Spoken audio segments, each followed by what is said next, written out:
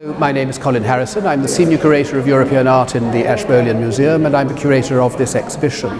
So behind me we have two extraordinary studies of the nude by Degas, made in the 1890s at the culmination of his period of experimentation with the female nude in getting into and out of the bath and the bed, and showing just how radical he was. And he'd moved beyond Impressionism, beyond his early years, and beyond his academic training.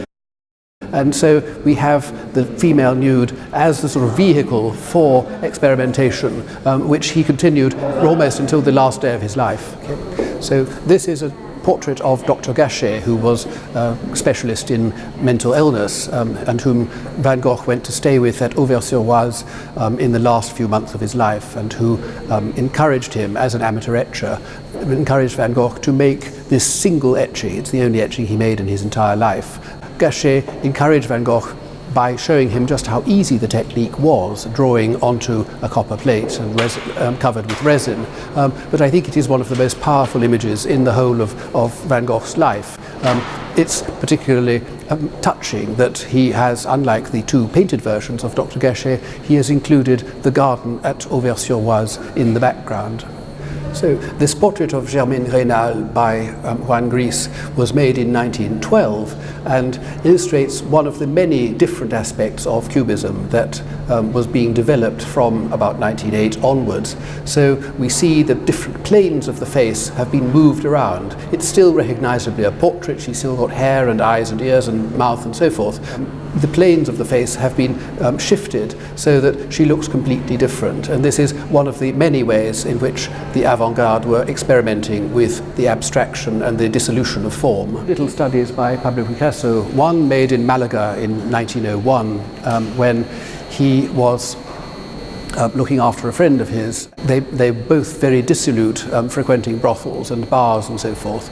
And underneath it, one of the very earliest studies for what became the great monument of Picasso's early career, the Demoiselle d'Avignon. This is a drawing probably of about 1906, relating both to a painting in the Museum of Modern Art and to the Demoiselle itself, which of course was painted on a much bigger scale. So this is a thumbnail sketch in a sketchbook of a very, very early idea for the Demoiselle d'Avignon of about 1906. Cubists were championed by not only one or two dealers, but also in particular by the poet Guillaume Apollinaire, who saw in their abstraction something that he was trying to do in his own poetry. And he was in fact one of the first to write comprehensive and sympathetic criticism of the Cubists.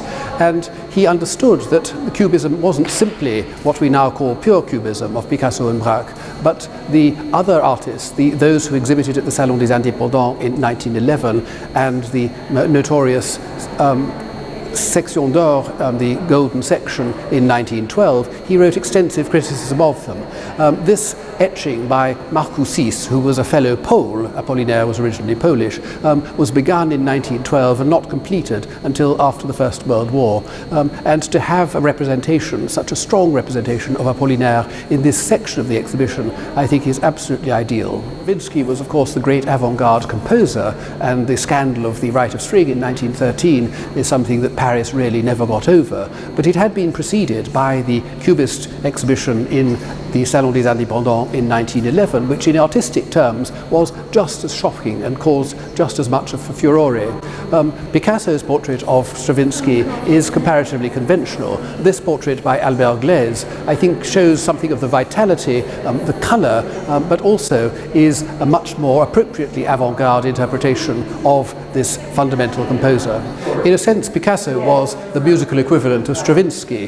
They both went through a great many different phases, experimenting with all sorts of idioms and languages in their work. And Picasso, by the 1960s, had abandoned abstraction and cubism for very many years, and was looking more at the linear style that had begun in the 1820s and 1830s. This splendid drawing of a nude and a cock and other figures is something that Picasso would never have imagined doing in 1920 or 1930, but by the late 1960s, this is 1967, he had completely changed his language. He's impossible to pin down, just as Stravinsky in his neoclassical language and his barbarous Rite of Spring language is impossible particularly to pin down.